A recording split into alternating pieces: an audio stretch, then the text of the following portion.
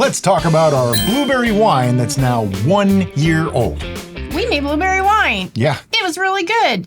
Is it good now? Probably, because I cheated. When you saw the pour cam, I got to smell that by pouring Just it. the smell from here is amazing. My goodness. Now, we're going to talk about the process and maybe things that we might have done differently, things that we could improve on, and all that sort of thing along the way. So this is kind of an unpasteurized, if you will, but it's really a 1 year tasting because we have scorecards. We're still giving a score. We do. So if we were to do a subtitle to the 1 year blueberry wine tasting, I think this would be fermenting with fruit and what you need to know. Okay. So we started with wild frozen blueberries, and I think they were the Costco ones. They are. Yeah. And we've been told by numerous people that you got to use wild blueberries. And they were. So we used wild blueberries. And by golly, it turned out really awesome. So maybe they were onto something. Yeah, I think so. Those wild blueberries from Costco have always done really, really well. We've used them a few times. And I mean, just look at this. The color on it is amazing. And the smell, I mean, it's just perfuming the air in here. It's really amazing. It is. I'm salivating. Now, something interesting happened.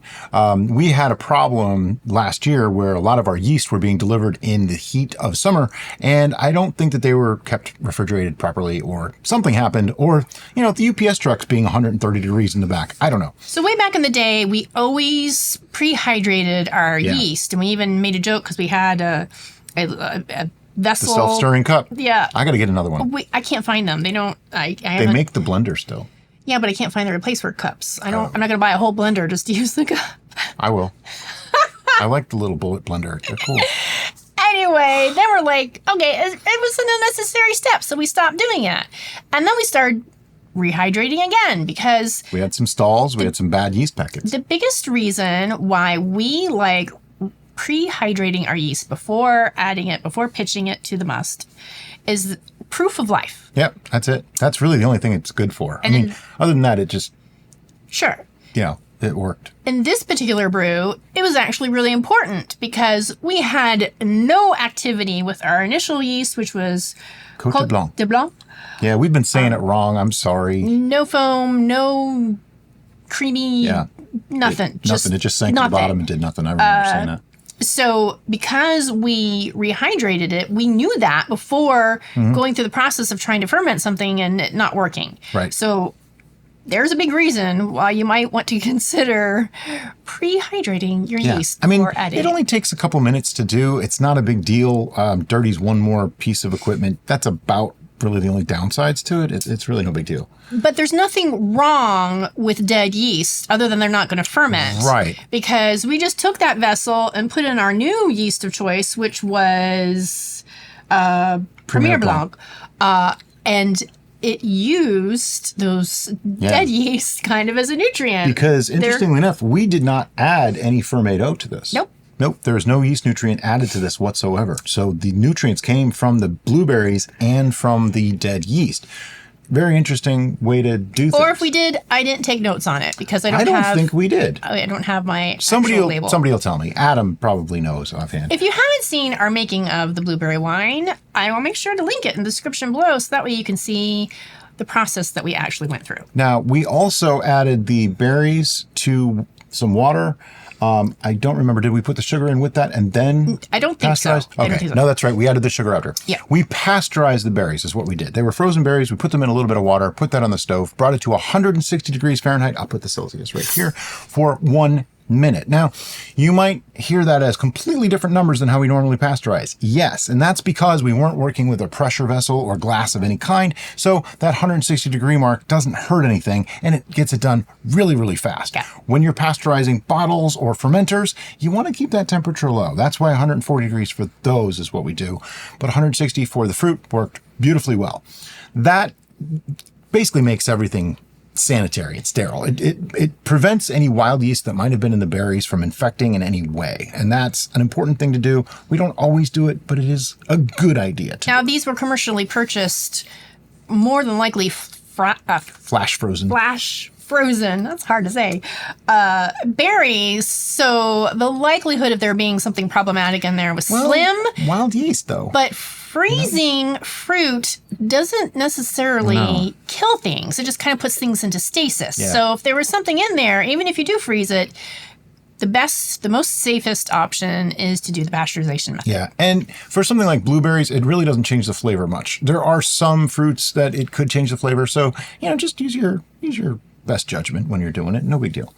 Now, the next point, which I think is really important, we might want to take a little bit of time talking about this because I know it comes up in the comments a lot, is that we then added white sugar to this for fermentation because there really isn't that much sugar available in fruit, particularly berries. I mean, I can even tell you, there's an app called Chronometer that if you get the free version, that's what we use, you can actually look things up. And this is one of the secrets of the ways that we do things. And of course, today it's taking forever to load. It's up. Oh, there we go. If I put in a food like frozen blueberries wild frozen. Look at that. And I'm just going to put in, we don't know how much. I think it was a 3-pound bag. So I'm going to call it, let's just go per pound just to make life easy.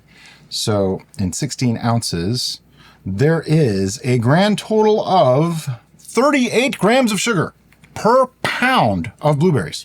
That's not very much. So that means even 3 pounds of blueberries. I mean, 38 grams isn't even an ounce and a half of sugar. So you would literally need like 12 of those, 10 of those to equal a pound of sugar. It's just not much. It's just not much at all. And we've seen it a lot in the comments when we add fruit to a mead or we do a wine like we did here and added a bunch of sugar. People just get all up in arms. That's too much sugar. But it's really not. Either they don't understand how much sugar is actually occurring in the berries, or they don't understand how the fermentation process works. Yep. One of those two things is happening. I don't know which. So we're trying really hard to convey that information in a way that makes more sense, perhaps. No sparkloid or bentonite needed. So we also added black tea for tannin. We knew we were going to have some tannin. Yeah, the skins and seeds from the blueberry. But we wanted to make sure this had a nice tannin pop. And we could have totally used a commercially made wine tannin as an additive, but in this particular one, we just decided to go with black tea. Yep. We did not use what, Brian? A bag. A bag. Why did we not use a bag, Brian? Bags are bad, okay? No, they're okay. A lot of people like to use bags when they put fruit and stuff in. We've found that they're just as much trouble for cleanup as if you didn't use one as if you did use one. And there's an added deficit if you use one. Our bags, maybe it's just the ones we were using, just seem to be so fine that what happens is they balloon up. Yeah. And the liquid just goes across them and it holds it. And it'll get up to the airlock and it'll actually block off the airlock activity. Yeah. Which can cause a bomb. So I don't like that. Sure, we could just use looser cheesecloth or something like that. Maybe hop strainer, stuff like that. That all works too. The reasoning for using the bag in the first place is so that you have less sediment in your brew. So if you lose a larger sediment through the bag mesh, then what's the point? Quite sure how to Alexa, stop. And there you have it, folks. The computer that shall not be named always just starts up for no apparent reason. She's very interruptive. Yeah, she really is. And it's always to say, I don't know how to answer that. Well, wow, thanks. Why'd you have to say anything at all then? So even though we added all that sugar and we had all those berries and everything was golden, it went super dry. Yeah. It just went. I think this was the driest we've ever had. 0.986. 0.986. Yeah. 0.986. When we were starting this brew, we really weren't intending it for it to be dry. I was thinking sweet. And then we took a sip. Yeah. Well, now let's start talking about the brew itself before we get too much. But the last thing we did after that, it was like, okay, it needs a little something. What's it going to need? We decided to oak it. Yep. And we used a sherry cast French oak. Which is lovely for most wines. And that's where we're at with the making. Okay. But as far as on the list here, we don't do repeatability on these because it's already been done. You know, we did repeatability when we made it. So here's I can't really hold this and do it. Look at that.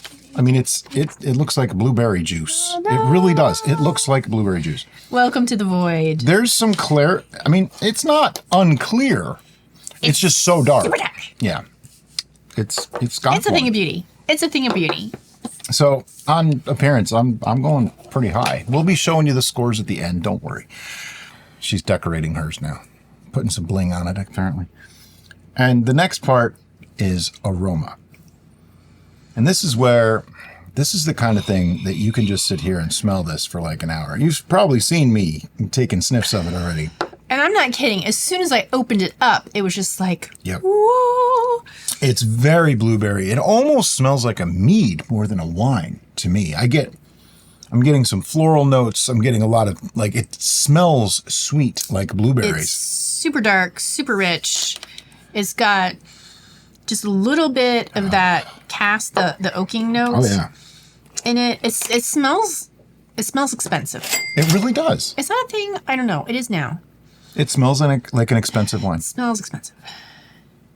And now we go in for a taste, and that's because we have to do intent and flavor. And intent and flavor to me are kind of related. They're both very important, so that's why we do them with a taste. I just want to smell it some more, but I'm going in. All right.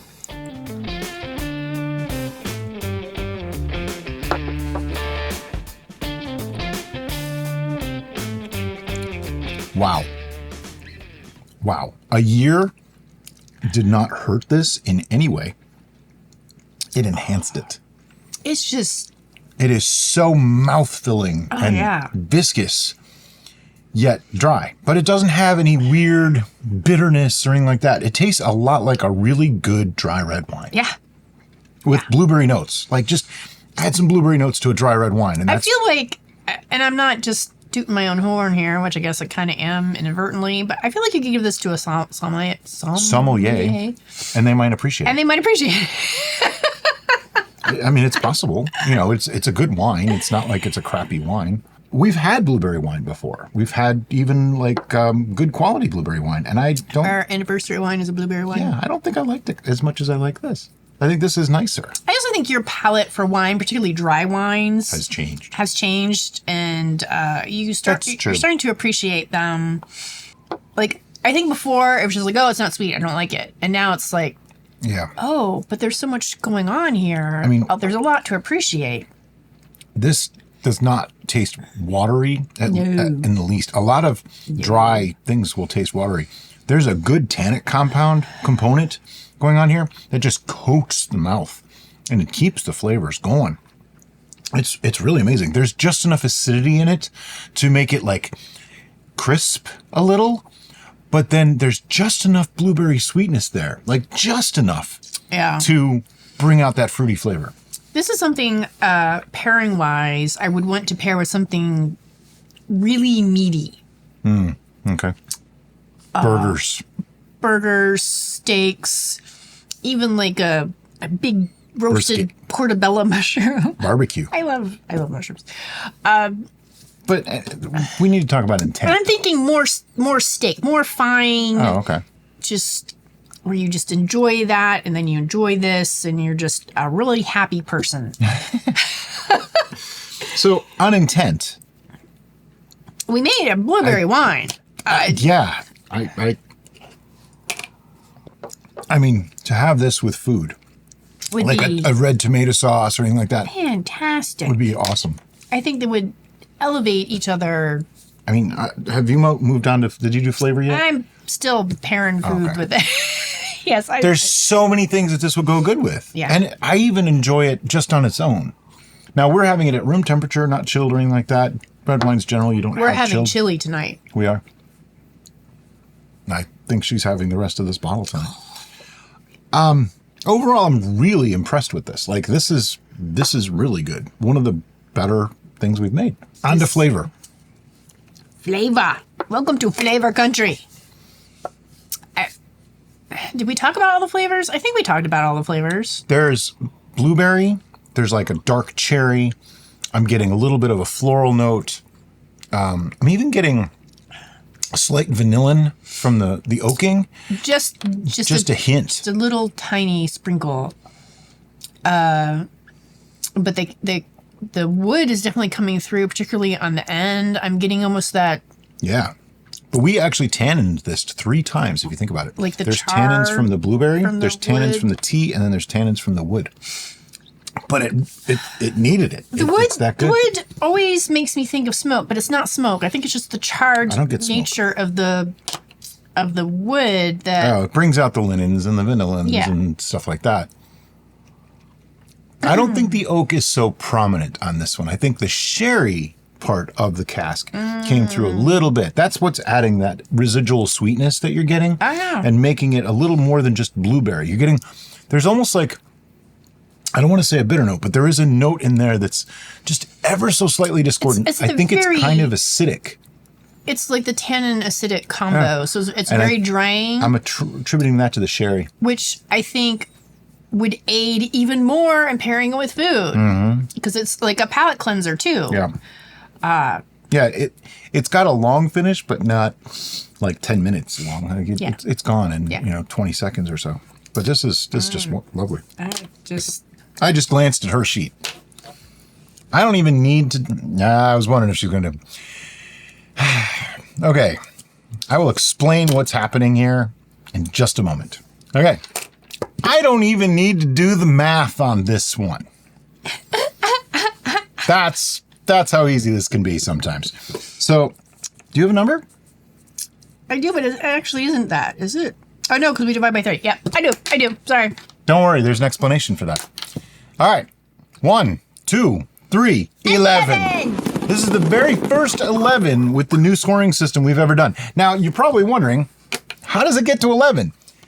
If we give it a max score in every category, we have the option to take it to 11, because ours does go to 11. Yeah. So even though 30 divided by 3 would be 10, we have the option to bump it up. This is the very first one that we've done that. I think this is worthy of 11. No problem. Absolutely. This is fantastic. Like I say, one of the best things we've ever made.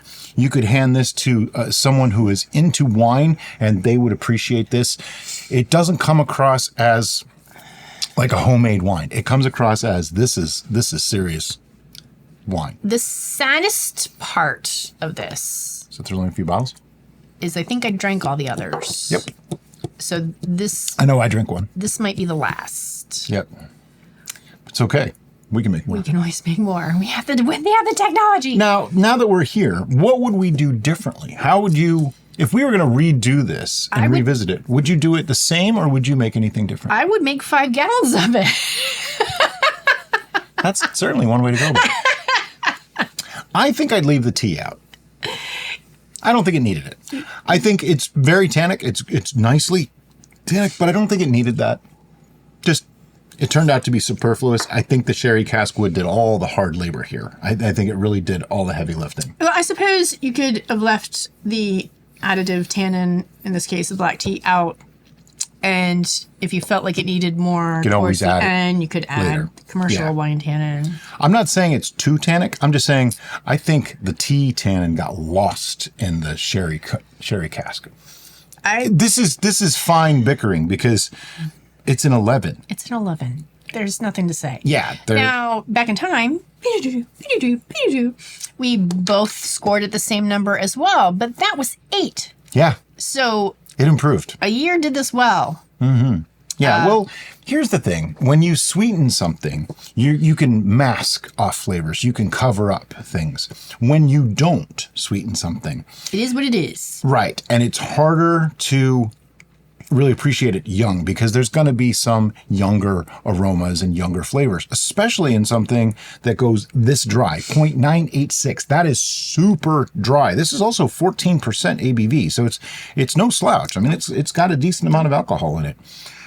Very impressive, though. I don't know what else to say. This is awesome. Bravo. Yeah, we did a really good job on this. I'm quite pleased. But what's interesting, too, is this can be a base for any number of berry type wines. Like you can make a raspberry using almost the exact same process. Strawberry using almost the exact same process. Actually, I think we did strawberry. We did do a strawberry. Mm-hmm. Blackberries, huckleberries. Mixed berries. Yeah, mulberries. You name it. You can do any berries almost the exact same way because they're all very, very similar in sugar content. So it's not going to change it much at all. The only thing I would add to that is some berries have a stronger flavor than other berries, particularly when they're fermented and cooked and frozen and all those things. So at the end, you may find you need to tweak it more than what we did. We finished it and it was done. Almost everything needs a tweak. We added the sherry at some point. oak and it Right. was done. So, if you use different berries or different fruits, definitely do it to your own taste. I mean, if it comes out the way you like it, then go with that. If you want it sweeter, make it sweeter. If you need a little more acid or a little more tannin, always do that. We started doing that a couple of years ago, and instantly our appreciation of our own brews went through the roof, because now everything that we're bottling is something that we liked already. And if we didn't like it, we told you we didn't like it. And there's some things that there's just no improving, like molasses wine. There's just no way to make that taste good. Nettle mead was another one. There's just no way to make those two taste good. Why are we bringing up things? Because I had to, just to show the difference in dichotomy Really did it. of the good versus the not so good. The only thing I would like to add to this, in regards to this being our segue into fermenting fruit, particularly berries, is that you will want to do a little bit of research on the particular berry of choice to see if there's a large amount of pectin in it. If it is a pectin-heavy fruit/berry, then you probably will want to add pectic enzyme. We did not in this particular instance, but I don't think blueberries have a lot of pectin. They do have some. Most berries have some. But that to me would be the only change I would do is maybe add some pectic enzyme. And honestly, if you do add pectic enzyme to the fruit before you ferment, like do it after you pasteurize, but before you ferment, you can definitely leave out the tea, because the pectic enzyme will actually pull out a little bit more tannin from the fruit itself. So you definitely want to leave the tea out, or else you could over tannin. That is right. We actually recently did a deep dive into pectic enzyme, the hows, whys, whens, and wheres. I will link that in the description below. As always, guys, thanks so much for watching, and have a great day. Bye-bye.